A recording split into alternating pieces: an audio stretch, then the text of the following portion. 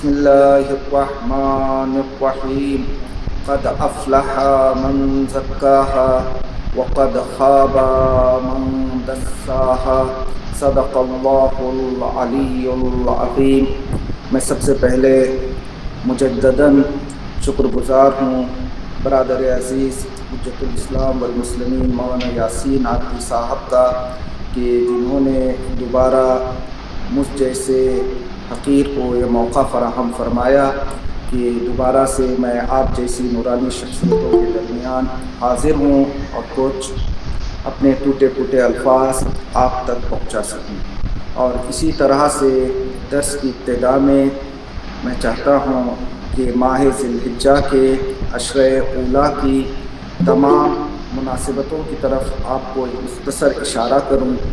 جیسا کہ آپ لوگ بخوبی جانتے ہیں کہ ماہ ذی الحجۃ الحرام میں بہت ساری مناسبتیں ہیں، اور اس مہینے کے پہلے عشرے کی ایک خاص فضیلت اور ایک خاص خصوصیت روایتوں میں بیان ہوئی ہے کہ پہلی تاریخ سے 10ویں تاریخ تک یہ پورے عشرے میں مخصوص نماز کا تذکرہ ہے۔ مجھے امید ہے اور یقین کامل ہے کہ حوض علمیہ کے تمام طلاب اور طالبات نے اس نماز کو پڑھا ہوگا۔ اور اسی طرح سے اس مہینے میں جناب مسلم علیہ السلام کے فرزندوں کی شہادت واقع ہوئی، اور خود جناب مسلم علیہ السلام کی شہادت بھی اسی ماہ ذی الحجہ کے پہلے دنوں میں واقع ہوئی ہے۔ اور آج کی تاریخ 7 ذی الحجہ ہمارے اور آپ کے 5 نام امام باقر علیہ السلام اللہم صلی علی محمد و آل محمد کے روزے شہادت ہے۔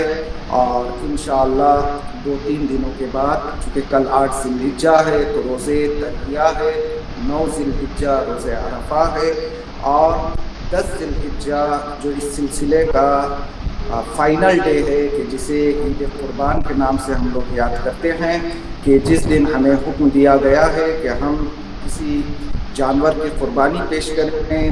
جانور کی قربانی تو ایک سمبل ہے، اصل میں خداوند عالم چاہتا ہے کہ ہم اپنے تمام خواہشات، تمام غلط چیزیں جو ہمارے ایگزسٹنس میں بھری ہوئی ہیں، ان سب کو ہم قربان کریں۔ مجھے امید کامل ہے کہ انشاءاللہ اس سال روزے کی جب ہم نماز پڑھنے کے لیے جائیں گے تو ہمارے وجود کی یہ حالت ہوگی کہ ہم نے ہر طرح کے رچ سے، ہر طرح کی امپیورٹیز سے اپنے سول کو ہم نے پیوریفائی ضرور کیا ہوگا۔ گزشتہ دروس کے سلسلے کو آگے بڑھاتے ہوئے میں کچھ معروضات اسی کے حوالے سے آپ کی خدمت میں پیش کرنا چاہوں گا۔ انشاءاللہ بہت ہی مختصر وقت میں کچھ مختصر معروضات آپ تک پہنچانے کی کوشش کروں گا۔ میں آج کے اس درس کے آغاز میں ایک چھوٹی سی مثال کا سہارا لینا چاہوں گا۔ دیکھیے، جب آپ مارکیٹ میں جاتے ہیں اور فروٹ خریدنا چاہتے ہیں تو جب آپ فروٹ خریدتے ہیں، مثال کے طور پر آپ نے انار کو خریدا، خریدنے کے بعد گھر لے آئے۔ کبھی کبھی کیا ہوتا ہے، بازار میں جب ہم چیز کو خرید رہے ہیں تو اس کی ظاہری حالت دیکھ کر ہم چیز کو خرید لیتے ہیں کہ انار دیکھنے میں بہت موٹا ہے، اس کا رنگ بڑا اچھا ہے، بڑا فریش لگ رہا ہے۔ لیکن گھر لانے کے بعد کبھی کبھار ایسا بھی ہوتا ہے کہ ظاہر تو بڑا خوبصورت تھا، لیکن جب انار کو آپ توڑتے ہیں، اسے کاٹتے ہیں تو اندر وہ چیز نظر نہیں آتی جو آپ نے باہر سے دیکھ کر اندازہ لگایا تھا۔ باہر تو بڑا خوبصورت تھا، جب آپ نے انار کو توڑا تو آپ نے دیکھا کہ اندر پوسیدہ دانے ہیں جو کھانے کے لائق نہیں ہیں۔ اور کبھی کبھی ایسے بھی ہوتا ہے کہ دیکھنے میں انار چھوٹا سا ہے، اس کا رنگ بھی دلچسپ نہیں ہے، اور سوکھا سوکھا لگ رہا ہے، فریش نہیں ہے۔ آپ نے انار کو خرید لیا، لیکن گھر لانے کے بعد بڑی مایوسی کے ساتھ آپ نے یہ سوچا تھا کہ جب ظاہر ایسا ہے تو اس کا باطن کیسا ہوگا، لیکن آپ نے انار کو توڑا تو آپ نے دیکھا کہ اس کے اندر بہت ہی اچھے دانے موجود ہیں، جس کا کلر بھی اچھا ہے، جس کا ٹیسٹ بھی اچھا ہے۔ تو اس مثال سے یہ پتہ چلا کہ کبھی کبھی ظاہر اچھا ہوتا ہے لیکن باطن خراب ہوتا ہے، اور کبھی کبھی ظاہر اچھا نہیں ہوتا، لوگ دیکھ کر سوچتے ہیں کہ اس کی کوئی اہمیت نہیں ہوگی، لیکن باطن میں وہ بہت ہی اچھا ہوتا ہے۔ اور ہم لوگوں کی مثال بھی ایک انار کی طرح ہے۔ دنیا میں بہت سارے ایسے لوگ ہیں جن کا ظاہر بہت خوبصورت ہے، اچھے کپڑے پہنتے ہیں، اچھا چشمہ لگاتے ہیں، اپنے آپ کو مینٹین کیے ہوئے ہیں، دور سے آدمی دیکھتا ہے تو لگتا ہے کہ یہ بہت ہی اچھا انسان ہے۔ اور کچھ لوگ ایسے ہوتے ہیں کہ جن کا ظاہر تو دلچسپ نہیں ہوتا، بڑے سیدھے سادے ہوتے ہیں، غریب ہوتے ہیں، معمولی سا کام انجام دیتے ہیں، اور دنیا میں جب تک ہیں وہ گمنام ہیں، بے نشان ہیں، ان کے بارے میں کوئی زیادہ نہیں جانتا ہے۔ لیکن ہو سکتا ہے کہ خدا چونکہ باطن سے بھی آشنا ہے، جو لوگ دنیا میں ظاہر سجا کے گھوم رہے ہیں، ہو سکتا ہے کہ ان کا باطن اچھا نہ ہو، اور جسے ہم ظاہری حساب سے اس کا اندازہ لگاتے ہیں اور یہ سوچتے ہیں کہ جب ظاہر ایسا ہے تو باطن کیسا ہوگا، اسے کوئی امپورٹنس نہیں دیتے، ہو سکتا ہے وہی انسان خدا کی نظر میں باعظمت ہو اور اس کی اہمیت خدا کی نظر میں بہت زیادہ ہو۔ تو ہمیں ایک درس ملتا ہے کہ کسی بھی انسان کے ظاہر اور فارمل شیپ کو دیکھ کر ہمیں کوئی ڈیسیشن نہیں کرنا چاہیے کہ اگر کوئی ظاہر میں اچھا ہے تو باطن میں بھی اچھا ہے، اگر کوئی ظاہر میں اچھا نہیں ہے تو وہ باطن میں بھی اچھا نہیں ہے۔ خدا نیتوں کو جانتا ہے۔ معیار یہ نہیں ہے کہ دنیا میں ہم اچھے کپڑے پہن کر گھومیں، معیار یہ ہے کہ اچھے کپڑوں کے ساتھ ساتھ ہم اپنے انٹرنل کو بھی پیوریفائی کرنے کی کوشش کریں، چونکہ خداوند عالم ہمارے ظاہر کے ساتھ ساتھ ہمارے انٹرنل کو بھی دیکھتا ہے۔ میں نے جو مثال دی آپ کے سامنے انار کی، انار باہر سے بڑا خوبصورت تھا، بڑا اچھا تھا، آپ نے بڑے شوق سے اسے خریدا، گھر تک تو انار پہنچ گیا، لیکن جب انار آپ کھولتے ہیں اور اس کے اندر کوئی اچھی چیز نہیں دیکھتے، پوشیدہ پن دیکھتے ہیں، تو آپ کیا کرتے ہیں؟ فوراً اٹھاتے ہیں اور اسے کوڑے دان اور ڈسٹ بن کے حوالے کر دیتے ہیں۔ بالکل اسی طرح سے خدا نخواستہ اگر ہمارا اس دنیا میں ظاہر اچھا ہے اور باطن اچھا نہ ہو تو قیامت کے دن جیسے ہی ہم خدا کی بارگاہ میں پیش ہوں گے، خدا ہمارے ظاہر کو نہیں دیکھے گا۔ اگر ہمارے باطن میں خراب ہے تو جس طرح سے ہم ایک انار کو اٹھا کر فوراً کوڑے دان کے حوالے کر دیتے ہیں، خداوند عالم فرشتوں کو یہ حکم دیتا ہے کہ صرف اس کا ظاہر اچھا تھا، اس کے اندر کوئی خوبی پائی نہیں جاتی، اس کے لیے ہم ایک ہی کام کر سکتے ہیں، اے فرشتوں اس کو اٹھاؤ اور لے جا کر آتشِ جہنم کے حوالے کر دو۔ کیونکہ دنیا کا یہی دستور ہے کہ جس پھل کے اندر خوبصورتی پائی جائے، پھل میٹھا ہو تو اسی کو آپ اپنے پاس رکھتے ہیں اور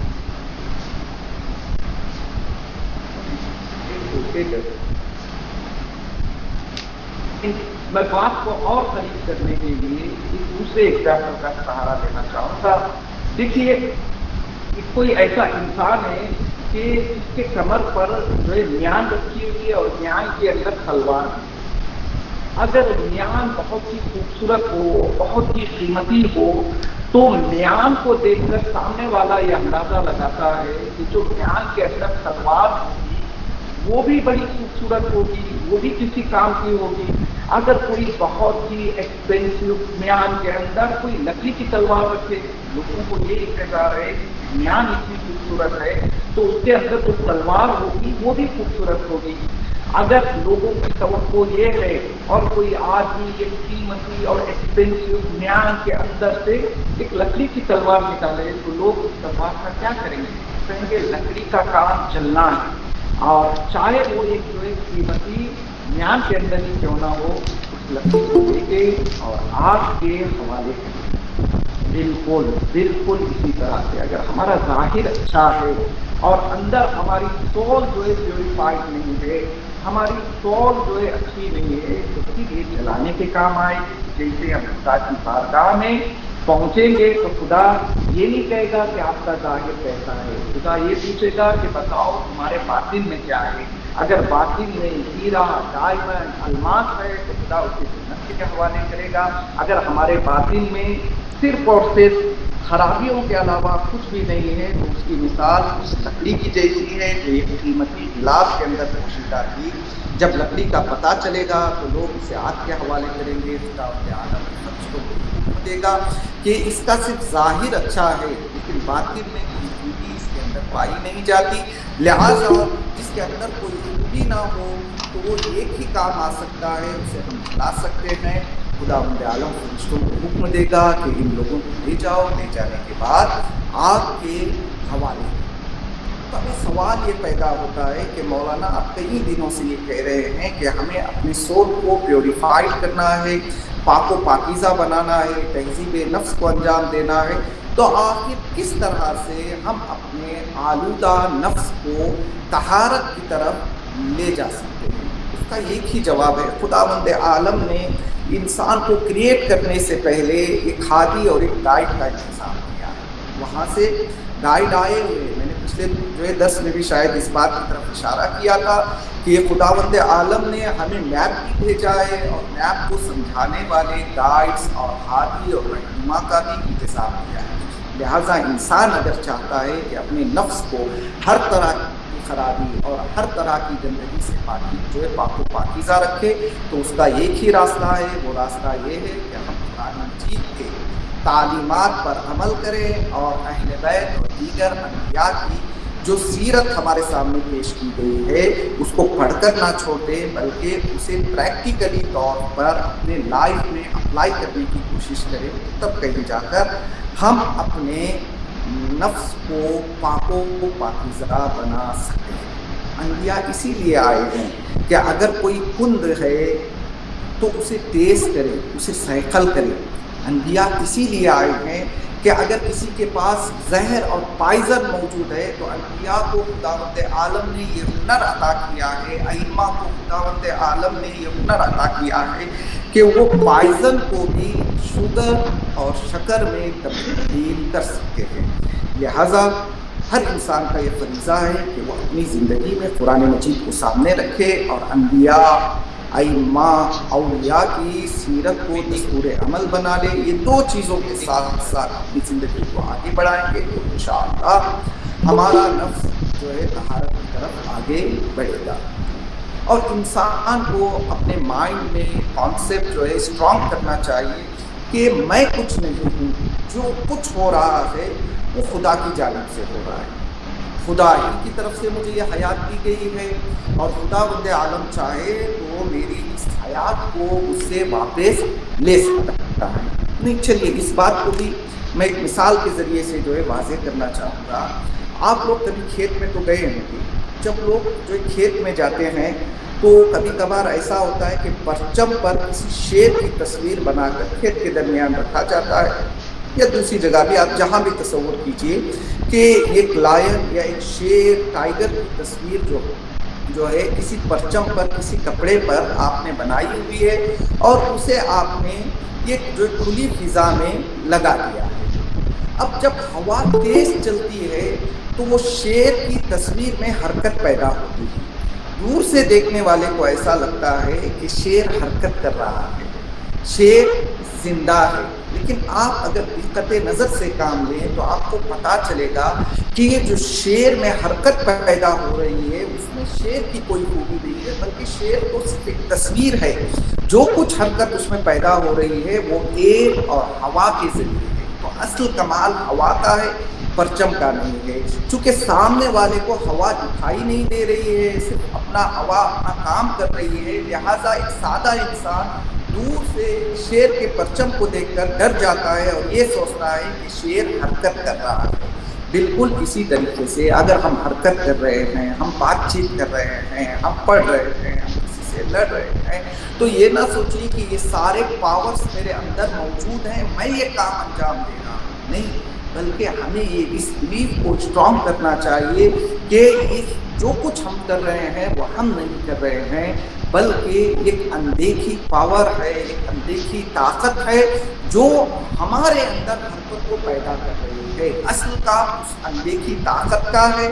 ہم تو صرف جس طرح سے وہ شیر پرچم کے اندر تھا، ہم اسی طرح سے ہماری روح اس جسم کے اندر موجود ہے۔ اصل حرکت جو ہمارے اندر ہو رہی ہے وہ اللہ سبحانہ و تعالیٰ کے لطف و کرم کا نتیجہ ہے۔ اسی لیے خداوند عالم نے قرآن مجید میں یہ ارشاد فرمایا، اللہ تعبدوا الا اللہ، اگر عبادت کرنا ہے تو صرف اور صرف پروردگار کی کرنا ہے. صرف اس بلیف کو ہمیں اسٹرانگ کرنا ہے کہ جو کچھ اس دنیا میں ہے وہ خداوند عالم کی جانب سے ہے, اور جو کچھ طاقتیں, جو کچھ پاورز ہمیں دیے گئے ہیں وہ ہمارے ساتھی نہیں ہیں, بلکہ خداوند عالم نے ہمیں ان جو طاقتوں سے نوازا ہے. اچھا, دوسرا سوال, اگر ہم اپنی زندگی میں اس بلیف کو اسٹرانگ کر لیں کہ کوئی اندیکھی طاقت ہے جو ہم کو چلا رہی ہے اور ہمیں ہر وقت اسی طاقت کی عبادت کرنی چاہیے اور اسی کی طرف ہمیں متوجہ رہنا چاہیے, تو پھر ذہن میں سوال پیدا ہوتا ہے کہ کیوں ہم ایک طاقت کی طرف متوجہ ہیں. کیونکہ انبیاء, جیسا کہ میں نے کہا, انبیاء کا بھی یہی کام تھا.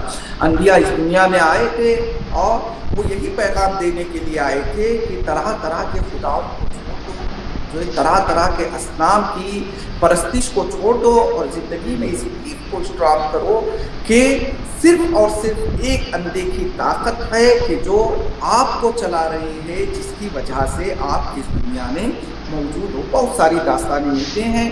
جناب یوسف علیہ السلام جب قید میں تھے تو قید کی گفتگو قرآن مجید نے نقل کی ہے.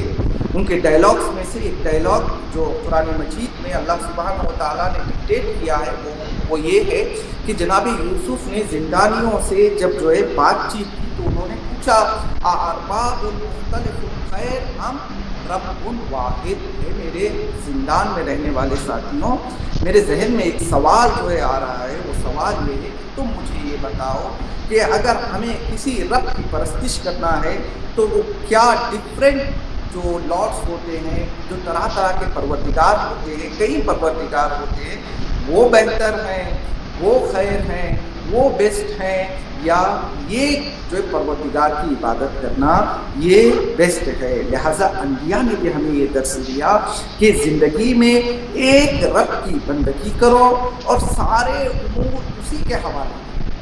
تو ذہن میں سوال پیدا ہوتا ہے کہ اگر ہم ایک رب کی بندگی کریں اور سارے امور کو اس کے حوالے کر دیں تو ایسا کیوں ہے, کیوں ہم ایک ہی پروردگار کی بندگی کریں؟ اگر ہم ایک پروردگار کی بندگی کریں گے تو ہمیں کیا ملے گا؟ خداوند عالم نے اس کا بھی جواب دیا ہے. خدا نے ارشاد فرمایا عبدی اطعنی حتی اجعلک, اگر تم میرے اوپر بھروسہ کرو گے, میری عبادت کرو گے, مجھے اوبائی کرو گے, میری اطاعت کرو گے, تو اس میں فائدہ میرا نہیں ہے. اے میرے بندے, اگر تو مجھے اوبے کرے گا تو اس میں میرا ذاتی فائدہ نہیں ہے. میں اس لیے تجھے اوبیڈینس کا حکم دے رہا ہوں تاکہ تو میری اطاعت کرے گا, تو اس میں تیرا فائدہ ہے. میں تجھے میرے جیسا بنانا چاہتا ہوں. خدا کہہ رہا ہے کہ یہ نہیں کہ ہم سے پڑھ لے کہ خدا قادر ہے. خدا نے کہا تم میرے اوبے کرو, تم میری اطاعت کرو, میں تمہیں بھی قدرت عطا کروں. اگر میں علیم ہوں, تم میری اطاعت کرو گے تو میں بھی تمہیں علم عطا کروں. اگر میں رازق ہوں, اگر تم میری اطاعت کرو گے تو میں تمہیں رزق عطا کروں گا. تو خداوند عالم یہ جو کہہ رہا ہے کہ تم زندگی کے ہر مرحلے میں میری اطاعت کرو, اس میں خدا کا فائدہ نہیں ہے. اگر انسان اپنے آپ کو ایک پروردگار کے حوالے کرتے اور پوری زندگی کو اس کے عوامر اور نواہی کے تحت گزارنے کی کوشش کرے تو اس کا سب سے بڑا فائدہ یہ ہوگا کہ خداوند عالم کے جو ایٹریبیوٹس ہیں, خداوند عالم کے جو صفات ہیں, وہ سارے کے سارے انسان کے اندر اجاگر ہونے لگیں گے. جب خداوند عالم کی اطاعت ہم کریں گے تو خدا نے یہ وعدہ کیا ہے کہ تم میری اطاعت کرو, بدلے میں تمہیں مجھ جیسا بنا دوں. ابھی میں نے کچھ دیر پہلے حضرت یوسف علیہ السلام کا تذکرہ کیا. روایتوں میں ملتا ہے کہ جناب یوسف جب عزیز مصر بن گئے تو ان کا ایک بچپن کا دوست جو ان سے جدا ہو گیا تھا وہ ان سے ملنے کے لیے آتا ہے. ملنے کے بعد ہوتا ہے نا, اگر کوئی دوست کئی سالوں کے بعد ملے تو ہم ان سے پہلا جو ہے سوال یہی کرتے ہیں کہ کیا آپ نے مجھے آئیڈینٹیفائی کیا, کیا آپ نے مجھے پہچانا. یہ جناب یوسف کا بچپنے کا دوست جو بچپن میں بچھڑا ہوا تھا, جب جناب یوسف عزیز مصر بن گئے اس وقت جناب یوسف سے ملتا ہے اور جناب یوسف کے قریب آ کر یہ سوال کرتا ہے کہ اے یوسف, کیا تم نے مجھے پہچانا؟ جناب یوسف نے مسکرا کر جواب دیا کہ اے دوست, میں تجھے کیسے بھول سکتا ہوں؟ تو میرے بچپن کا ساتھی ہے، میں نے تجھے پہچان لیا۔ اب دوست جو ہے تھوڑا سا اظہار ہمدردی کرتا ہے، جناب یوسف سے پوچھتا ہے کہ اے یوسف، میں نے سنا کہ تمہارے بھائیوں نے ڈال دیا تھا۔ جناب یوسف نے کہا کہ ہاں مجھے یاد ہے۔ پھر اس کے بعد جناب یوسف نے اپنے دوست کو ایک ایگزامپل پیش کیا اور جناب یوسف نے ارشاد فرمایا کہ اے دوست سن، گرچہ میرے بھائیوں نے مجھے کنویں کی بستی میں دھکیل دیا تھا اور وہ یہ سوچ رہے تھے کہ یوسف جب کنویں کی بستی میں پہنچا ہے تو اب وہ عروج تک نہیں آئے گا۔ جناب یوسف کہتے ہیں کہ اے میرے بچپن کے دوست، تم یاد رکھنا میری مثال ایک شیر کی مثال ہے۔ اگر کوئی زبردستی شیر کی گردن میں کوئی زنجیر ڈال دے تو اس میں شیر کے گردن میں زنجیر کے آ جانے سے شیر کوئی دوسری چیز نہیں بن جاتا ہے، بلکہ شیر شیر ہی رہتا ہے۔ اور جناب یوسف نے شاید یہ پیغام بھی دیا کہ گرچہ میرے بھائیوں نے مجھ پر ظلم کیا اور مجھے کنویں کے حوالے کر دیا، لیکن میں اچھی طرح جانتا تھا اگر انگور کو عروج تک پہنچنا ہے تو پہلے اسے اس کے بیج کو زمین میں دفن ہونا ہوگا، پھر اسے کئی مراحل سے گزرنا ہوگا جو سختیوں کے مراحل ہیں، پھر جو پھل لگے گا انگور کا وہ ابتدا میں بڑا کھٹا ہوتا ہے۔ آپ کسی جو انگور کے جو باغ میں چلے جائیے اور وہاں سے ابھی جو انگور پکا نہیں ہے، سارے مراحل طے نہیں کیا ہے، آپ اسے توڑیں گے، آپ کھانے کا دل کرے گا، بہت ہی اس کا مزہ خراب ہوتا ہے، کھٹا ہوتا ہے، بہت سخت ہوتا ہے۔ تو جناب یوسف نے اپنے دوست کو یہ پیغام دیا کہ دیکھو اگر آج میں عزیز مصر بنا ہوں تو ایسے ہی نہیں بنا ہوں، بلکہ سختیوں کا ایک سفر ہے، سختیوں کے سفر کو میں نے طے کیا ہے، تو تب کہیں جا کر خداوند عالم نے مجھے عزیز مصر بنایا ہے۔ تو میں اپنے طلاب جو ہمارے بھائی اور بہنیں ہیں، ساتھ ہی ساتھ ان کے لیے بھی یہ مورل ایڈوائس دینا چاہوں گا، گرچہ آپ لوگ حوض علمیہ میں ہیں، ہم نے بھی حوض علمیہ کے سفر کو دیکھا ہے، ابھی بھی ہم جو ہے حوض علمیہ کے ایک چھوٹے سے طالب علم ہی ہے، کوئی چیز بغیر سختی کے ملنے والی نہیں۔ ابھی آپ ہیں، آپ کو لگ رہا ہے صبح صبح اٹھنا، مدرسے کے قوانین، ماں باپ سے دور، اساتذہ کی بات کو ماننا، وقت پر جو ہے درس کا پڑھنا، ایک کافی جو ہے مشکل ٹاسک ہے، لیکن اگر آپ اس میں جو ہے گزر جائیں گے اور سختیوں کو برداشت کریں گے اور آپ کا مقصد یہ ایک ہی ہو کہ کسی طرح سے میرا جو آخری ڈیسٹینیشن ہے وہاں تک مجھے پہنچنا ہے، چاہے مجھے آسان راستہ ملے، چاہے مجھے مشکل راستہ ملے، چاہے راستے میں پتھر پڑے ہوئے ملے، چاہے کانٹے پڑے ہوئے ملے، اگر آپ کا مقصد یہ ہے کہ مجھے علم کے اعلیٰ درجے تک پہنچنا ہے، راستے میں مشکلات تو آئیں گی۔ قرآن مجید کا کھلا ہوا جو ہے اعلان ہے کہ سختیوں کے بعد ہی آسانیاں ملتی ہے، اور یہ سنت الہی میں سے خداوند عالم کسی جب انبیاء کو بڑی آسانی سے کوئی چیز خداوند عالم نے نہیں دی تو ہم اور آپ کیا ہیں؟ لہٰذا اگر پرفیکشن تک پہنچنا ہے، کمال تک پہنچنا ہے، اپنے اصلی گول تک پہنچنا ہے تو راستے میں بہت سارے مشکلات آتے ہیں۔ میں یہاں بھی حوض علمیہ میں اپنے بچوں کو ایک گیم کی مثال دیتا ہوں۔ آج کل آپ نے ٹی وی پر وہ گیم دیکھا ہوگا کہ نیچے پانی ہے اور اوپر طرح طرح کے پل بنے ہوئے ہیں، راؤنڈ سٹکس بنے ہوئے ہیں، تو ایک آدمی اس پر کھڑا ہوتا ہے، جیتتا کون ہے؟ جو ان سارے مراحل کو طے کر کر آخری ڈیسٹینیشن کا جو راؤنڈ مارک ہوتا ہے وہاں پر جا کر رکھتا ہے۔ دنیا میں ہر چیز کی مثال اسی طرح کے گیم کی مثال ہے۔ اگر آپ چاہتے ہیں کہ آپ کے مقصد تک پہنچے تو آسان راستہ کسی بھی چیز کے نہیں ہے، ایک بزنس مین کے لیے بھی نہیں ہے، ایک طالب علم کے لیے بھی نہیں ہے، حتیٰ کہ ایک چھوٹے مزدور کے لیے بھی نہیں ہے۔ ہر آدمی اپنے ہدف تک پہنچنا چاہتا ہے تو راستے میں کچھ ٹاسک رکھے ہوئے ہیں، اگر آپ ٹاسک کو پار کریں گے اور فائنل ڈیسٹینیشن میں اپنے ختموں کو پہنچائیں گے تو تب کہیں جا کر کامیابی آپ کے ختموں کو چومے گی۔ چونکہ دامن وقت میں گنجائش نہیں، میرے پاس تقریباً 4 منٹ باقی رہ گئے ہیں، لہٰذا میں کوشش کرتا ہوں کہ تیزی سے معلومات آپ کے حوالے کروں۔ جناب یوسف سے ان کے دوست نے پوچھا کہ بتاؤ کیا تمہیں یاد ہے تمہارے بھائیوں نے کنویں میں ڈال دیا تھا؟ جناب یوسف نے کہا ہاں مجھے یاد ہے کہ میرے بھائیوں نے میرے ساتھ کیسا سلوک کیا تھا، لیکن میری مثال ایک شیر کی مثال ہے۔